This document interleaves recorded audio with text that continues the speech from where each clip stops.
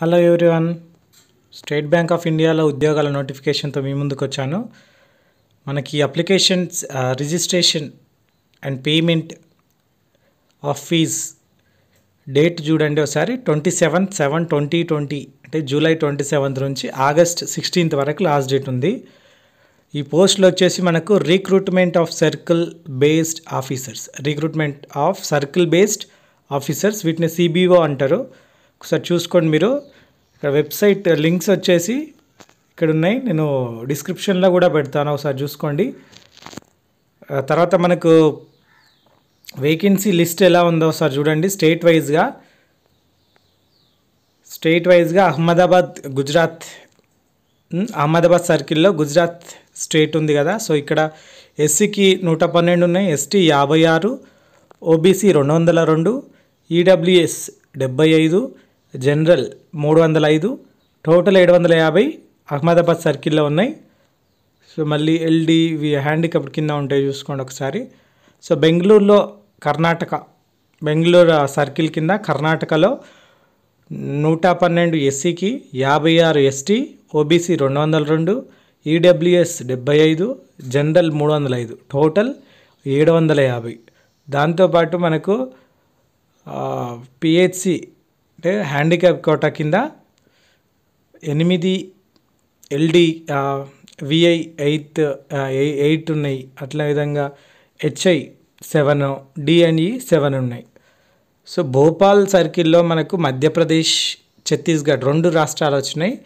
So మధ్యప్రదేశ్లో మనకు 44 SC, 22 ST, OBC 79, EWS 29, general 122, మొత్తం 296 పోస్టులు ఉన్నాయి మధ్యప్రదేశ్లో. మళ్ళీ ఫిజికల్లీ హ్యాండిక్యాప్డ్ ఉంటారు కదా, వాళ్ళకు వచ్చేసి 3 మొత్తం ఎల్డి, విఐ, హెచ్ఐ అండ్ డిఎండ్ఈలో ప్రతి కేటగిరీలో 3 పోస్టులు ఉన్నాయి. ఛత్తీస్గఢ్లో చూసుకున్నట్టయితే మనకు ఎస్సీ కేటగిరీలో 15, ఎస్టీ కేటగిరీలో 7, ఓబీసీ కేటగిరీలో 28, ఈడబ్ల్యూఎస్లో 10, జనరల్ 44, మొత్తం 104 పోస్టులు ఉన్నాయి. హ్యాండిక్యాప్డ్ కోటా కింద మనకు ఎల్డీలో 2, విఐ 1, హెచ్ఐ 1, డిఎన్ఈ 1. సో చెన్నై సర్కిల్లో చూసుకున్నట్టయితే మనకు తమిళనాడు స్టేట్ ఒకటి ఉంది. సో దీనిలో ఎస్సీకి 82, ఎస్టీ 41, ఓబీసీ 148, ఈడబ్ల్యూఎస్ 55, జనరల్ వచ్చేసి 224, మొత్తం 550 పోస్టులు చెన్నై సర్కిల్లో ఉన్నాయి. వీటికి కూడా మన పీడబ్ల్యూడి క్యాండిడేట్స్కి, డిసేబుల్డ్ క్యాండిడేట్స్కి వచ్చేసి 6, 6, 5, 5 ఉన్నాయి. సో సేమ్ హైదరాబాద్ సర్కిల్లో తెలంగాణ స్టేట్లో వచ్చేసి మనకు 82 SC, ST 41, OBC 148, EWS 55, general 224, మొత్తం 550 పోస్టులు హైదరాబాద్ తెలంగాణ స్టేట్లో జనరల్ ఉన్నాయి. హ్యాండిక్యాప్డ్ రిజర్వేషన్ కేటగిరీ కింద మనకు 6 ఎల్డి, విఐ 6, హెచ్ఐ 5, డిఎన్ఈ 5 ఉన్నాయి. తర్వాత జైపూర్ సర్కిల్లో మనకు రాజస్థాన్ రాష్ట్రం దీనిది. సో దీనిలో 45 ఎస్సీకి, ఎస్టీ 22, ఓబీసీ 81, ఈడబ్ల్యూఎస్ 30, జనరల్ 122, మొత్తం 300 పోస్టులు జైపూర్ రాజస్థాన్ కింద ఉంది జైపూర్ సర్కిల్లో. సో దీనిలో ఎల్డి 3, విఐ 3, హెచ్ఐ 3, డిఎన్ఈ 3 ఉన్నాయి. మహారాష్ట్ర సర్కిల్లో వచ్చేసి మహారాష్ట్ర స్టేట్, అది ముంబై కాకుండా గోవా ఉంది మళ్ళీ. సో మహారాష్ట్రలో 77 SC, ST 38, OBC 139, EWS 51, general 212, మొత్తం 517 పోస్టులు మామూలు పోస్టులు.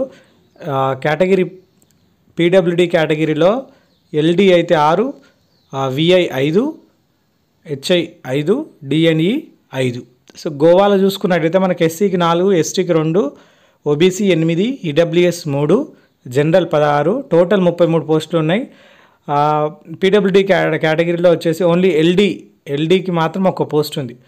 మొత్తం పోస్టులు చూసుకున్నట్టయితే మనకు ఎస్సీకి 573, ST 285, OBC 1035, EWS 383, general 1574, total పోస్టులు వచ్చేసి 3850. ఇవి కాకుండా మనకు పీడబ్ల్యూడి కేటగిరీలో ఉన్నాయి, అవి 43 LD, VI 40, HI 36, D&E 36. So భారీగా ఉన్నాయి పోస్టులు కాబట్టి తొందరగా అప్లై చేసుకోవాలి. ఇప్పుడే అప్లికేషన్ స్టార్ట్ అయింది కాబట్టి మీరు కింద డిస్క్రిప్షన్లో లింక్ ఇస్తాను, నోటిఫికేషన్ వివరాలు మొత్తం అక్కడ ఉంటాయి, మీరు ఒకసారి చూడండి.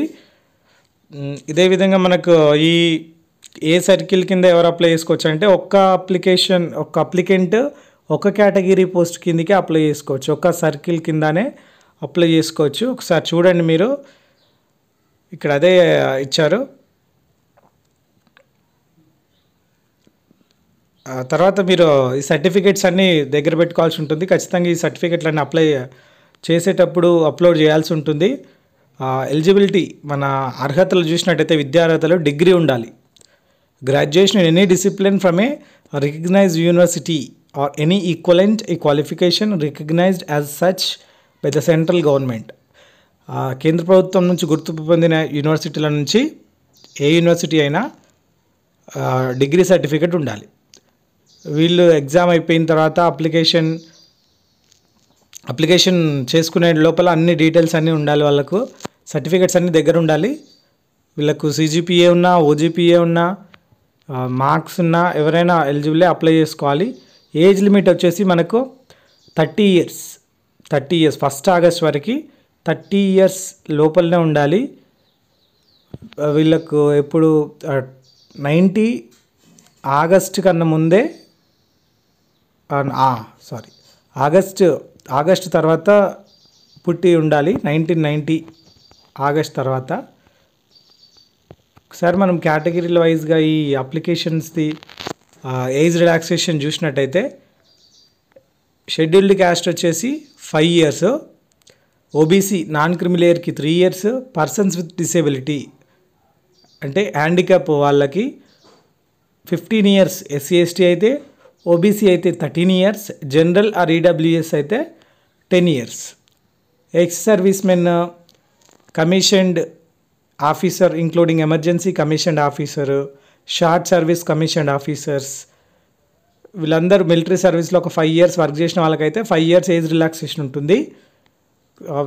ఒకసారి చూసుకోండి. మినిమం 2 ఇయర్స్ ఆఫ్ ఎక్స్పీరియన్స్ ఉండాలి. అది any schedule commercial bank or any regional rural bank, ఏదైనా బ్యాంక్లో 2 ఇయర్స్ ఎక్స్పీరియన్స్ ఉన్నట్టుగా ఉండాలంట. లోకల్ లాంగ్వేజ్ తెలిసి ఉండాలంట. Candidate applying for vacancies in state have to produce 10th or 12th standard mark sheet or certificate evidencing having studied the special local language of the applied state as one of the subject. ఎవరైతే ఏ రాష్ట్రానికి apply చేసుకుంటారో ఆ రాష్ట్రంలో వాళ్ళు చదివినట్టుగా 10వ తరగతి లేదా ఇంటర్మీడియట్ మార్క్ షీట్గా అప్లై చేయాల్సి ఉంటుంది. అప్లై చేసుకునేటప్పుడు అప్లోడ్ చేయాల్సి ఉంటుంది. సో ఇంకా చూసుకోండి మీరు, రిజర్వేషన్ పర్సన్స్ విత్ డిసెబిలిటీస్ అన్ని చట్టాల ప్రకారం ఇక్కడ ఇచ్చాడు. పర్సన్స్ విత్ బెంచ్ మార్క్ అంటే 4% రిజర్వేషన్ కింద మన చట్టం కింద ఉంది కదా, ఆ చట్టం యాక్ట్ ఏదైతుందో persons with rights of persons with disability act 2016 ప్రకారం ఏదైతుందో దాని ప్రకారం ఇస్తారట. లోకోమోటర్ డిసేబిలిటీస్ మీకు వాటి ఇప్పటిదాకా LD అవన్నీ చెప్పారు కదా, ఆ LDకి ఏవి ఉన్నాయి ఒకసారి ఇక్కడ మెన్షన్ చేశాడు. సో దీని తర్వాత మనం చూసుకోవాల్సింది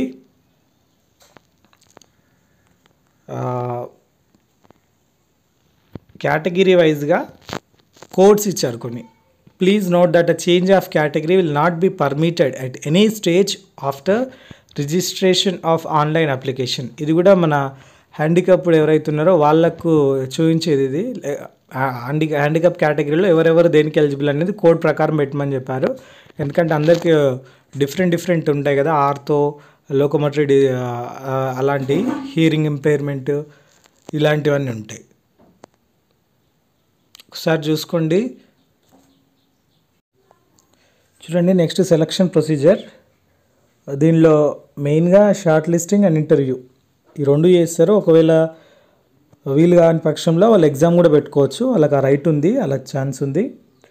సో ఎగ్జామ్లో ఇంటర్వ్యూలో క్వాలిఫై అయిన వాళ్ళకి అంటే షార్ట్ లిస్టింగ్ అయిన తర్వాత ఒకవేళ ఎగ్జామ్ పెట్టకపోతే షార్ట్ లిస్టింగ్ ఇంటర్వ్యూలో సెలెక్ట్ అయిన వాళ్ళకు ఇస్తారు అన్నట్టు. మెరిట్ లిస్ట్ మనకు పెడతారు, cut off marks, merit list అన్నీ పెడతారు. సో వీళ్ళకి శాలరీస్ వచ్చేసి ఒకసారి చూడండి, starting 23,700 plus 1 increment for each completed year అని ఉంది. సో స్కేల్ మళ్ళీ డిఏ హెచ్ఆర్ఏ అన్నిటికీ ఎలిజిబులే ఉంటుంది. So joining training and career path next దీనిలో joining the selected candidate will be designated as circle based officers and will be on probation for a period of 6 months. 6 నెలలు probation పీరియడ్లో ఉండాల్సి ఉంటుంది. తర్వాత ఉంటుంది. సో అప్లికేషన్ ఫీజు వచ్చేసి మనం చూడండి ఇక్కడ ఎస్సీ ఎస్టీ పీడబ్ల్యూడీకి ఎటువంటి ఫీజు లేదు. జనరల్ ఈడబ్ల్యూఎస్ ఓబీసీకి 750 రూపాయలు ఉంది. ఒకసారి ఫీజు పే చేస్తే మళ్ళీ రిటర్న్ రాదు. అప్లికేషన్ చూడండి ఒకసారి. Candidates can apply online only from 27/7/2020 16/8/2020. No other mode of application will be accepted. వేరే ఏ పోస్ట్లో వేరే అప్లికేషన్స్ ఎలా తీసుకోరు, ఓన్లీ ఆన్లైన్ అప్లికేషన్సే ఉంటుంది. మన ప్రాబ్లం ఉంటే మెయిల్ ఐడికి చేసుకోవచ్చు. ఎవరికి కూడా పర్సనల్గా మెయిల్ ఐడి అలాంటి ఏం పంపించరు. Just mail ID email ID మనకు వ్యాలిడ్ ఈమెయిల్ ఐడి ఉంటే ఏంటంటే కమ్యూనికేషన్, మీకు కాల్ లెటర్స్ వచ్చిందని ఇట్లాంటి నోటిఫికేషన్స్ ఏదైతే అవసరం ఉందో క్యాండిడేట్కి అవన్నీ పంపిస్తుంటారు. మనం guidelines for filling of online applications ఈ 2 వెబ్సైట్లో మీరు అప్లై చేసిన తర్వాత పేమెంట్ కూడా చేసుకోవచ్చు. Online payment with credit card, ఆ డెబిట్ కార్డ్, ఆ ఇంటర్నెట్ బ్యాంకింగ్. మీకు ఏమైనా డౌట్స్ ఉంటే కూడా ఇక్కడ కింద ఫోన్ నెంబర్స్ ఇచ్చారు. ఫోన్ నెంబర్స్తో మీరు ఫోన్ చేయొచ్చు. ఫోన్ చేసి డౌట్స్ క్లారిఫై చేసుకోవచ్చు. లేకుంటే ఈమెయిల్ ఐడికి ఈమెయిల్ పంపించవచ్చు వాళ్ళకు. ఒకసారి చూడండి list of documents to be uploaded. ఏదైతే అప్లోడ్ చేయాలో అవి ఇచ్చారు మనకు. దీనిలో recent passport photograph, signature, ID proof పీడిఎఫ్లో ఉండాలి, proof of date of birth పీడిఎఫ్లోనే ఉండాలి, brief resume, educational details, professional qualifications ఇవి కూడా మనకు అంటే ఎక్స్పీరియన్స్ అలాంటివి పెట్టి పీడిఎఫ్లోనే అప్లోడ్ చేయాల్సి ఉంటుంది. Educational certificates, mark sheets, degree ఇవన్నీ సర్టిఫికేట్స్ పెట్టాలి. Professional qualification certificates MBA, CA, CFA, ICWA ఇలాంటివి ఏమైనా ఉంటే సర్టిఫికేట్స్ అప్లోడ్ చేయాల్సి ఉంటుంది. తర్వాత జేఐఐబి, సిఐఐబి సర్టిఫికేట్స్ ఏమైనా ఉంటే అప్లోడ్ చేయాల్సి ఉంటుంది. ఎక్స్పీరియన్స్ సర్టిఫికేట్ కూడా పీడిఎఫ్లోనే అప్లోడ్ చేయాలి. ఫామ్ 16 శాలరీ స్లిప్ కూడా పీడిఎఫ్లోనే అప్లోడ్ చేయాలి. 10th or 12th standard mark sheet certificate ఇది మన లోకల్ లాంగ్వేజ్ కోసం ప్రూఫ్ కింద అప్లోడ్ చేయాల్సి ఉంటుంది. సో మీరు ఇవన్నీ అప్లోడ్ చేసిన తర్వాత మీకు కంప్లీట్ అయినట్టు అప్లికేషన్ ప్రాసెస్. ఒకసారి చూడండి ఇక్కడ డాక్యుమెంట్స్ అన్నీ అప్లోడ్ చేసిన తర్వాత మీకు కంప్లీట్ ప్రాసెస్ అయిపోయినట్టు మీకు మెసేజ్, మెయిల్ అన్నీ వస్తుంటాయి. ఒకసారి చూసుకోండి. ఎప్పటికీ ఈ వెబ్సైట్ బాగా చెక్ చేస్తుండాలి మీరు. పాస్వర్డ్, ఎడిట్ ఆప్షన్ ఇవన్నీ చెప్తుంటారు. ఒకవేళ ఎడిట్ ఆప్షన్ ఉంటే మ్యాక్సిమం ఇవ్వరు, ఒకవేళ ఉంటే చూసుకోవచ్చు. మీకు కాల్ లెటర్స్ మాత్రం ఎవరికి హార్డ్ కాపీ పంపించారో ఎగ్జామ్ ముందు పంపిస్తారు. ఎగ్జామ్ ముందు మనకు ఈమెయిల్కి పంపిస్తారు. ఈమెయిల్ ఐడికి పాస్వర్డ్ అంటే నోటిఫికేషన్ వస్తుంది మీకు ఇట్లా వచ్చింది ఒక కాల్ లెటర్స్ డౌన్లోడ్ చేసుకోండి అని వచ్చినప్పుడు మనం డౌన్లోడ్ చేసుకోవాల్సి ఉంటుంది. సో మిగతా వివరాలన్నీ ఒకసారి ఇక్కడ చూడండి. సో అప్లికేషన్ ఫామ్ ఫిల్ చేసిన తర్వాత చేయడానికి మీకు ఇవన్నీ కింద డిస్క్రిప్షన్లో వెబ్సైట్, నోటిఫికేషన్ లింక్స్ పెడతాను. తొందరగా అప్లై చేసుకోండి. ఆగస్ట్ 16 తారీఖు లాస్ట్ డేట్. మళ్ళీ ఒకసారి చూసుకోండి. August 16, 16th August last date. తొందరగా అప్లై చేసుకోండి. All the best. Thank you for watching. Please subscribe my channel.